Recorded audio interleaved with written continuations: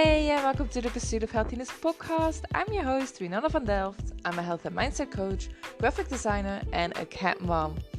I love conversations that are on a more raw and deeper level, and today is going to be raw and real, for sure. I brought back a guest we've had before. It is Tziporah Kingsbury. We just had so much to talk about, so I invited her back.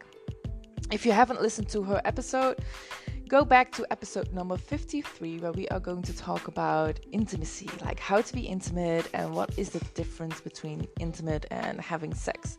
So yeah, definitely go check that one out, but stay here for this one as well, because we are going to talk about the soul of abortion. Abortion is a topic that not many people want to talk about, so I'm really grateful that she came back today here to talk about her own experience. So let's dive into it. So, Tziporah, welcome back to the Pursuit of Healthiness. We spoke not long ago, but we had so many different topics that we would love to talk about. So you are here back again today. So tell a little bit, because today we're going to talk about your book and everything, what's in the book, what has to do with it. So yeah, can you tell about it? Absolutely. So I just published my third book 3 months ago, and it's called The Soul of Abortion, a compassionate guide to emotion discovery, healing, and peace. And my work, I'll share a little bit about my work, is I'm a somatic intimacy and relationship educator, as well as a breathwork therapist. And one of the things I do is I help adults to feel safe, seen, and confident with emotional connectivity and also sexual intimacy. And part of that journey my clients continue to discover is the grief cycles, because they all have them. We all have grief cycles for different reasons. And that's one of the things that inspired the book of Soul of Abortion, because it's a template to honoring with these women's grief cycles. And I want to start by saying is I find value in talking about the tough stuff. And the book has 3 intentions. And one of those intentions are for women to feel like they're heard, to feel like they have a space, a guide to actually be able to be with those emotions, not have to disassociate, to have a template, to feel like they're not alone. Yeah. But also it is for couples who go through this together. I know many couples who might have unplanned pregnancies, and this conversation is just as challenging for different reasons for both sides of the partnership. And then the third intention that is actually very, very alive in my system and in my heart is community, because we're so taught to shove this stuff under the carpet because we disagree or we don't, we feel uncomfortable with it. Is I find as a society as a whole, they don't have the tools or understanding how to be with somebody who either has chosen an abortion or just went through an abortion. And I'll close at this, and if you have questions, but I just want to add on that is, in the book, I write about abortion being a rites of passage. And what I mean by that is a rites of passage isn't defined as a celebration. A rites of passage is actually defined when there's intense shifts and change in someone's, psychologically, emotionally, physically, that they're changed forever, right? That's a rites of passage. And abortion does that to a woman, to her body, to her emotions, to her psychologically. And so I believe that communities can be served by this guide, and just to have the tools to have circles, to have platforms and environments to bring women back after they have an abortion, to hold them in their grief cycles, to let them be witnessed and be seen, because most women just don't know or have a place to go. And so that's where silence happens. And I am speaking from a place, I have had an abortion, which is what inspired the writing of the book. Yeah, I wanted to ask you that, because it is a really sensitive topic. So if you want to write about it, I would assume the only way and know-how is because of experience. So for you, just tell me if I go too far. But what was it, a choice, or was it not a choice for you personally? Yeah. So I believe it was a choice. I also know that that choice was based on, the circumstances around me. There was my body. I'm diagnosed with Lyme's disease, and I did not find out I was pregnant until 2 months, almost 2 months in. And those first 2 months, not knowing I was pregnant, my body was not handling it well. I was not in my right mind or body. It felt very unhealthy. And yeah, so I think all of that came into play from the positioning in my life, where I was at in my relationship, where we were at financially, where my health was at. It just didn't feel like that was going to be the highest thing. So I chose to have an abortion. Yeah. Yeah. And how was that mentally for you and physically? Yeah. So, So I want to go deeper. I'm going to share a little bit about the journey, because I do write about it really honestly in the book. I'll own that I get a little bit nervous speaking about it. More so because I'm like, oh my God, what is someone going to think? And then I go back to say, this is why I'm talking about it. Yeah, that's the reason. I mean, so many people have judgment about it, why you would choose abortion, why not, whether it's religious, political, like there's so many views you can have when it comes to abortion, but in the end, it's about your choice. Yeah. So before I share what I was going to share, yes, it is someone's choice. And I want to add that I am in no way in this book or me here as a human asking anyone to change their value system. What I'm asking you to do is to keep your values. If you don't agree, if you're like, abortion is wrong, awesome. I celebrate that. If you choose to have an abortion because you're pro-choice, I celebrate that. My view is that where can we come together as humanity to have these tough conversations? And if we make different choices, we stick with our values, but we can still have the conversations without judgment. Yeah. And I find that's just for the human race. I believe that is important. So I wanted to say that before I went into sharing my story. That's good. Yeah. So, because I don't believe one side or the other is right or wrong. Mm-hmm. Yeah. My personal journey was quite interesting, and I will say that I was very privileged, because in the writing of the book, even my own discovery was this awakening to, we will never have a clue why someone chooses an abortion. It could be for medical reasons. It could be maybe there was rape, violence involved. It could be, maybe they're taking care of their elderly parents and they just really don't have the means to bring a child into this world. Maybe it's family of origin related. Maybe it's society related, where their culture, where they live. There's so many reasons. And so that too is like, okay, I will never know why someone chooses something like this. I was very privileged because it was like I did have the means to make the choice either way. I was in a relationship at a time, dating someone that we had a really strong relationship. He was such a beautiful human being. And when I came home, with the results, I had gone out and got tested. With the results, he instantly came home. And there was 2-week period between the moment I learned that I was pregnant to the procedure. So 2 weeks. And what I recognize is in that time period, how easy it is for a lot of women to disassociate. That means disconnect from their body. right?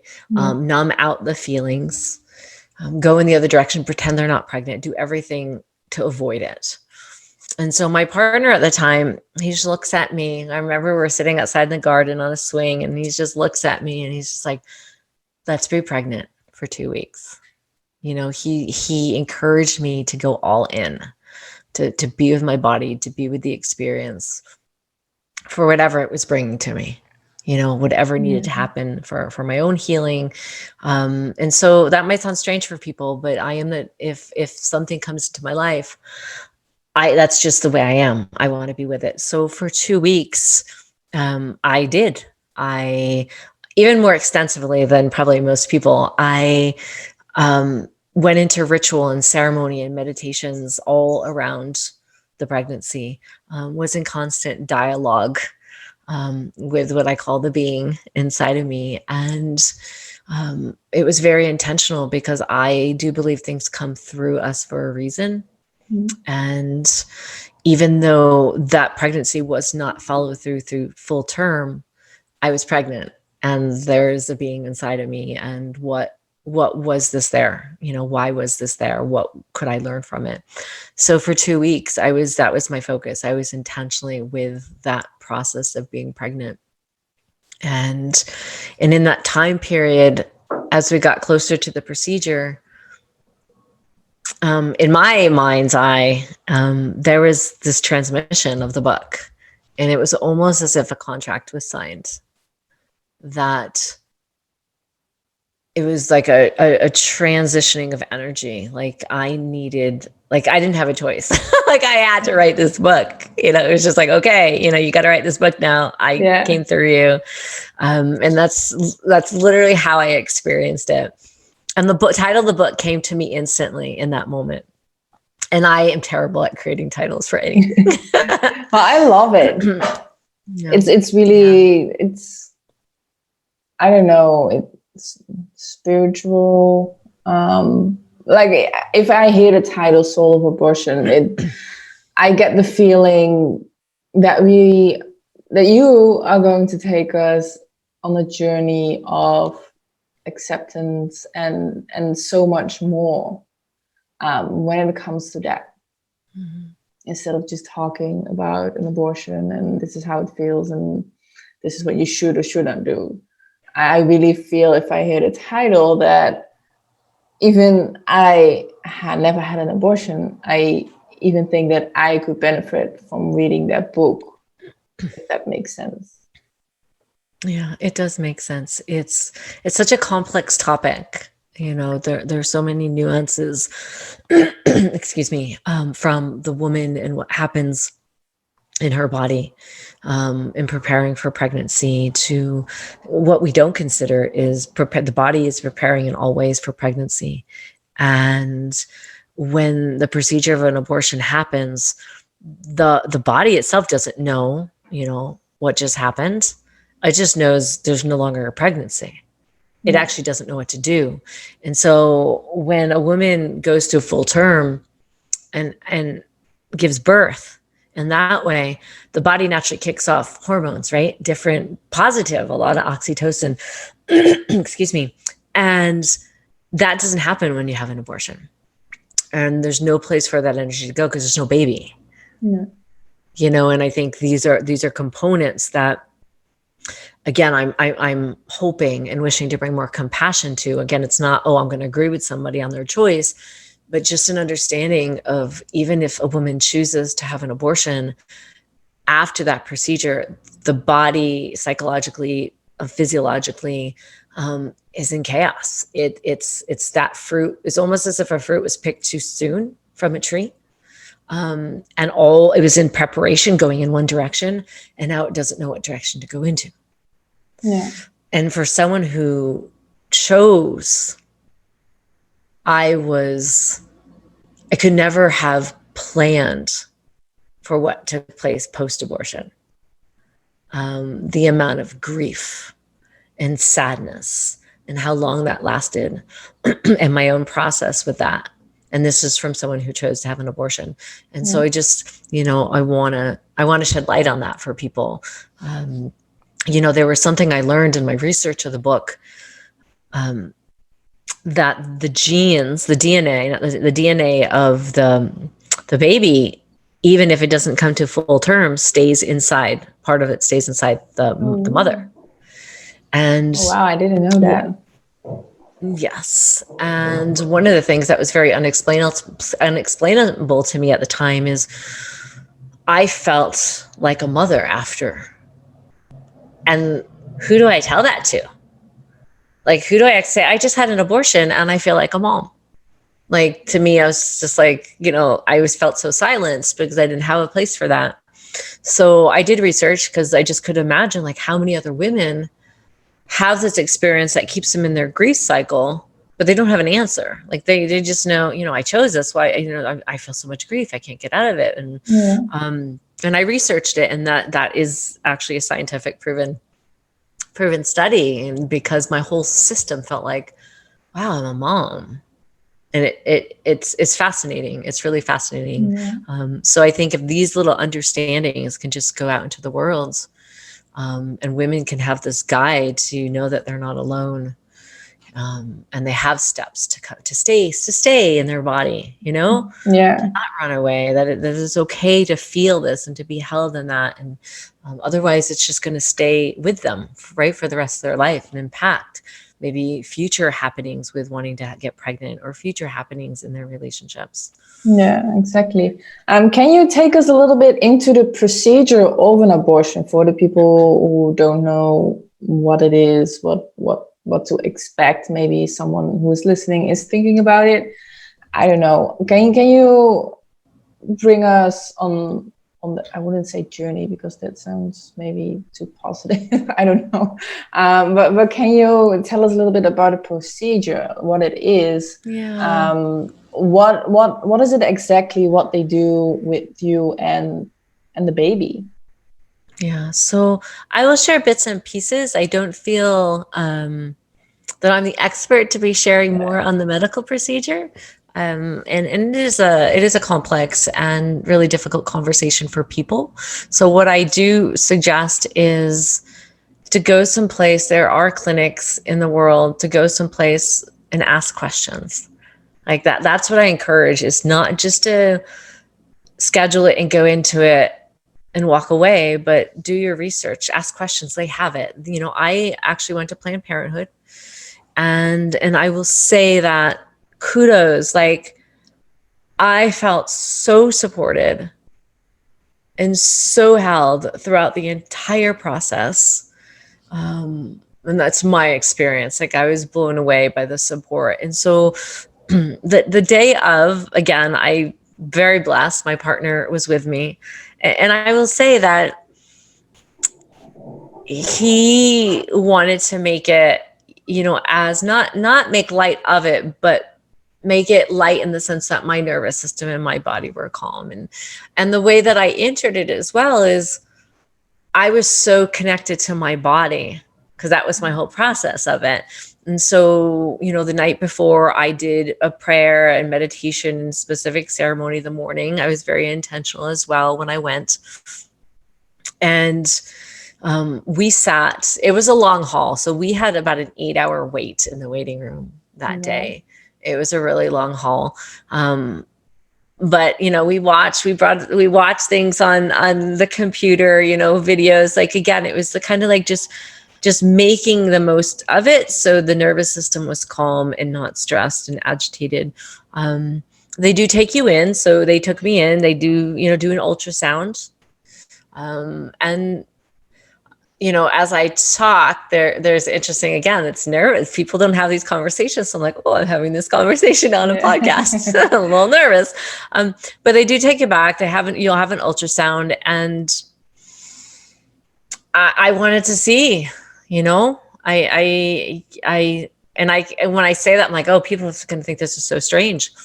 But I think it's because of the way that I look at life experiences, that I do believe they're there for me to fully experience. They're there to teach me something. And And the truth of the moment is I was still pregnant, you know, and Yeah. I didn't want to ignore that. I really didn't want to pretend that wasn't happening.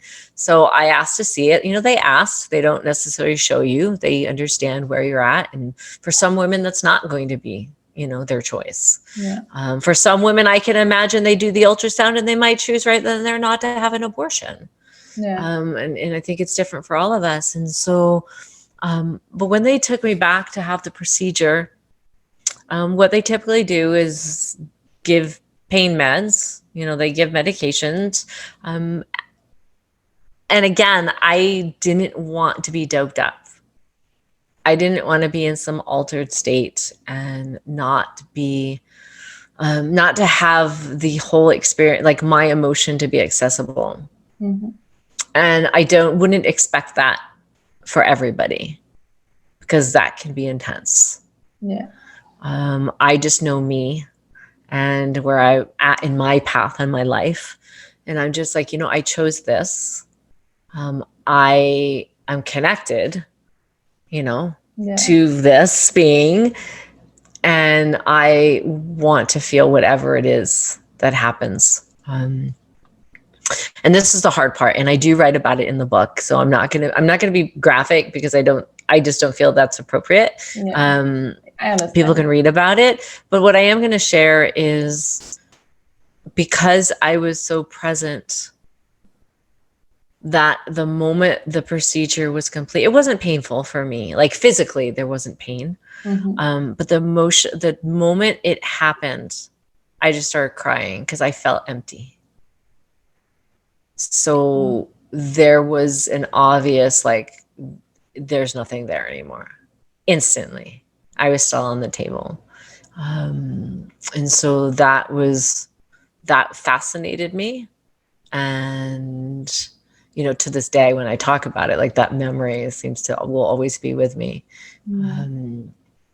So yeah, but do your research very well. They take such good care of you. And after, you know, they check in, they bring you to a waiting room. They don't release you right away. They didn't release me right away. You know, they want to make sure you're physically and emotionally stable.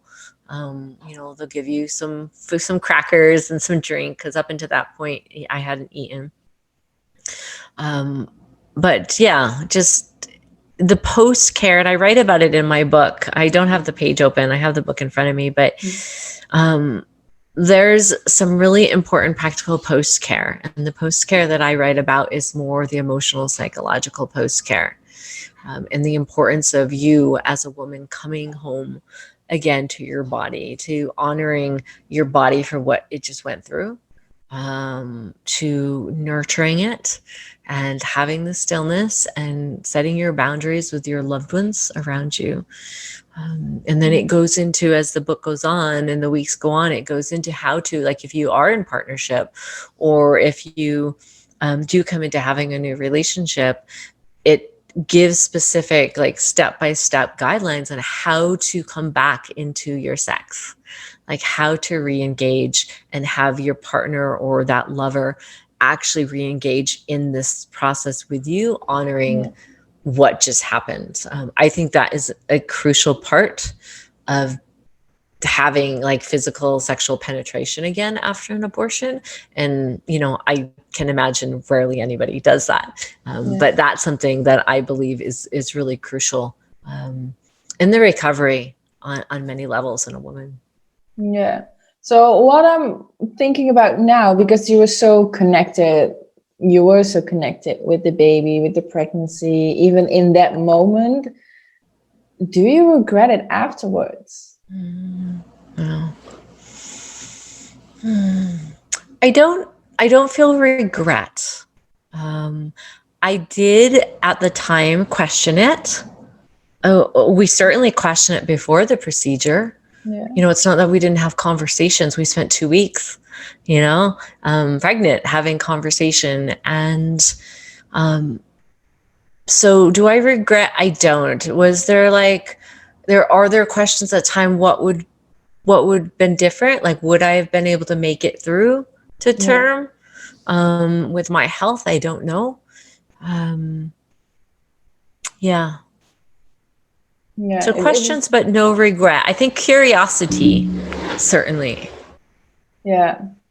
Yeah, I can imagine that. Well, I cannot imagine, but I mean, if you make that decision to do that, and you are still so connected to it that you know you're pregnant, and like you said, yeah, you even felt like a mom, that it could be something that you regret. But I think, I mean, I don't know you, but we've talked a couple of times, and I think you are a person who is making well thought decisions. So yeah.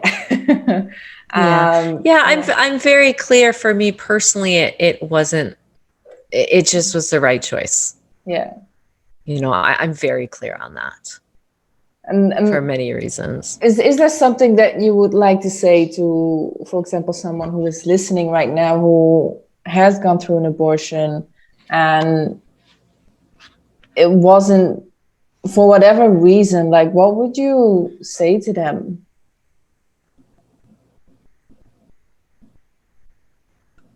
Who has gone through an abortion, or? Yeah, who has gone through an abortion. Yeah. Well, what I would say is different depending on what their experience has been. Yeah. What I know is there'll be people who have abortion and never look back and think twice. There are women who had an abortion every year. They still acknowledge the birth date, Yeah. or of the being, or or the day of the abortion. Like, there's still some sort of ceremony acknowledgement. There's women who are still in their grief cycles. And so, wherever you are at, I encourage you to just feel your feelings and be with your body, and without judging that period of right or wrong. But, what have you learned? Find, for women who maybe, I'm going to step back a little bit. It's more for women who find out they're pregnant, or find out, they might want to choose an abortion, is to choose a support circle. And what I mean by that is, again, we all have different ways of living. Surround yourself only with people that are going to just be with you. They're not going to try to give you advice. They're not going to add to your stressors. They are simply going to hold you, metaphorically speaking. They're just going to be there present with you for what you need on your journey. And I find that is something that is so important for women who are going through this, who have unplanned pregnancies, or and that they're in this cycle of possibly choosing an abortion, is give them the space, let them research, but give them the space just to let them know that they don't have to be silent. Yeah. That it's okay. Whether you've had an abortion or planning to, that you don't have to be silent. And for me, one of my biggest things, why I didn't have a big support circle, I only told people that I knew were just going to unconditionally be with me. Like, they weren't going to put their opinion on me. Yeah. And that is important. Yeah, I think so too. Otherwise, you may regret the decision, because deep down you wanted to make another decision, but you were pressured by other people to make a certain choice. So I think it's really beautiful and good that you say it like that. And what is something what people can do to be, as you said, just be with your feelings? Because I think the way you handled it is so beautiful. But I also can imagine that there are women not capable of doing that, or because they don't know how. So how can you turn this in something that without judgment for yourself and for what you're about to choose, for about abortion in general. And yeah. So, when I speak about, feeling your feelings, and obviously it's not that's definitely a far reach for many of us, and to simplify that, what I mean is notice where you're actively getting busy to avoid things like that. That to me is a given. It's very obvious when we're doing busy stuff, so we don't have to feel what's going on. Yeah. Right. So the first thing is awareness, right? Just notice, because we're doing this without judgment. So you're not judging yourself for not feeling, but just notice. Yeah. Okay. Yeah. I'm being really busy right now because I don't want to feel this situation. Yeah. Like, I think that's a really big step. Some of the things that help me to just be with my emotion and feeling are finding quiet places, and it might mean think of a place where, so two things, think of a place where you feel really safe, if you have such a place. And I'm going to go as far as to say, for some, it might mean, I feel safe in my closet. And so that's going to be your safe place of just being still. And I use that as an extreme because I don't want you to think you have to create this extraordinary safe place, especially if your surroundings aren't feeling safe. Mm-hmm. So find that little nook, find a corner, go under a tree. When I found out I was pregnant, it was my safe places are often in nature. We had a big garden. My intuitive sense the moment I found out is I wanted to just go to the beach and sit at the ocean front and just listen. I just wanted to kind of listen, because for me, when I take the space to kind of pause, I talk about pausing a lot in my work. It is the most difficult thing to do. And that is where we can get a clear mind. Yeah. Right. That is where we can really okay, I'm not going to make some crazy explosive decision or argument based off of being agitated or nervous, but I'm going to give the nervous system time to settle. And that's all we're talking about here. And that's really all I'm talking about when I talk about feeling your feelings, is you're just giving your nervous system time to settle. You might ask somebody that you trust, would you just sit with me? They might be part of your safety, place during that moment. And if, with them, asking them, and if they're in full agreement to that. So just slow down a little bit and just be aware of when you're getting busy and to avoid things. And that's okay. You can stay busy, just be aware of why you're doing it. Yeah, exactly. So one question that pops up into my head as well is, did you know it from the beginning that you will go for an abortion because of your health? Or did it took some time? Were you happy, or I don't know, what was it for you to discover that you're pregnant and knowing because of your health, might not be the best decision? Mm-hmm. You mean, so my instant response was to have an abortion. I mean, this was 2 months in, where I had not been healthy that entire 2 months. Yeah. And it was almost in that moment of discovering why.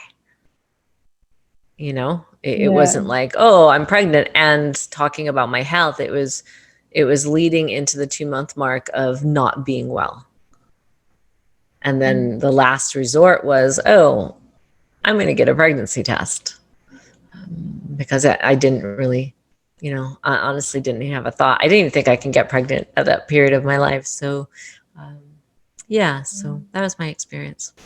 Okay. So what is, and as I've asked before as well, I'm going to ask you again, what is the lesson that you've learned from this experience?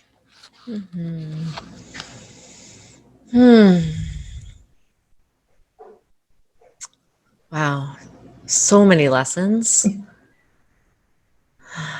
Trying to pick out one or two here. What is the first one that comes to mind? Yeah. Compassion comes to mind, and it awakened in me a new sense of compassion, and love. It's what I use the word invitation. For me, my experience, it might not seem soft for people, but it's like the experience welcomed me into just a soft place, this compassionate place for myself. And the gift, I still see it as an immense gift in so many ways. To experience the connectedness that I felt, and I feel like the healing that I also felt from me at the time when I was in my mother's womb, memories came back through me, and that in itself was a gift. So I know you said lessons, but I see it more as gifts rather than lessons with this experience. And I think to have a greater understanding as well for other women who go through this, and who feel silence. And my wish through this book, through the soul of abortion, is that there can be something different in the world, that women can feel held and supported and not silenced, and we can come together, humanity, in a compassionate way. We can listen to each other's points of views, but still hold this courageous, compassionate space for the women, or the partners, who go through this. I think that's the most important bottom line, and that's the why of the book. Yeah. So, for the people who haven't listened to the other episode, can you tell a little bit what you do and how people can contact you, and of course the book? Like, how can people get a hold of the book? Yeah. So I'm a somatic intimacy and relationship educator and breathwork therapist. And I guide adults to feel safe, seen, and confident with emotional connectivity and sexual intimacy. And, part of that is with developing processes to honor these grief cycles and to help you come into a new, relationship with your body, your mind, your spirit, your sexuality. And part of that is with abortion. And what I foresee, the book is newly launched, right? I think it's been 3 months now. And my vision for the book is having the book on the shelf of every clinic, as something to give to women, having clinicians have this for their patients. That would be my vision for this book, very much so. I also come late summer, we will be having it's not a book club, but it seems so just inappropriate, a book club. But it will be a style of book club that's more of a compassion circle for women to come and explore some of the high topics that I teach in the book, but to also have a space to be witnessed, to be seen, to share, and to be held in a healing circle. And so, and then from there, we look to growing into big immersions for women to come and post-abortion to actually come back into a healing experience with the body in their womb. Yeah. Beautiful. So how can they buy the book right now? Is it on Amazon, or do you have a special link on your website, or? So a couple of places I'll direct you. So you will want to, in order to get further information, to stay connected with me, you'll want to come into our private Facebook group, which is where we keep the conversations and we create that safe container to talk about things like this. So we'll have the links in the podcast for that. Yeah. The book itself can be purchased on Amazon. It's called The Soul of Abortion, A Compassionate Guide to Emotion Discovery, Healing, and Peace. And I believe, though, for this podcast, depending when it goes live, I will have shared links that are special links. And those links actually will offer the buyers some free bonus gifts that go along with it. Okay, that is cool. Thank you. Yeah. That's amazing. Well, thank you so much again for this conversation and being so open about it and willing to talk about, because it is something that I believe we need to talk about. We need to open up this conversation in a non-judgmental way, and you were the perfect person to talk about this in a non-judgmental way. So I really want to thank you for being so open and doing this with me today. Yeah. Thank you. Thank you for taking the time. I love our conversation, so I'm happy to be here. Thank you. This was a heavy one, and I want to thank Tziporah so much from the bottom of my heart for talking about this, because I know it's not an easy topic to talk about, and it's so sensitive as well. So thank you so much. If you experience the same or are on the edge of going through an abortion, really think about it. Contact us if you want more support. We are here to help you, because we don't want you to feel alone, and that's the reason why we've talked about this, because we know it is happening. We know women are struggling so much because of this, and we want to make it a lot easier for you, and just know that you're not alone. So don't hesitate to contact us. We are not here to judge you. We are not here to force you to do anything. So click the link in the description, contact us, and be safe, make the right decision, and search for help. I want to thank you for listening, and hopefully I talk to you next time.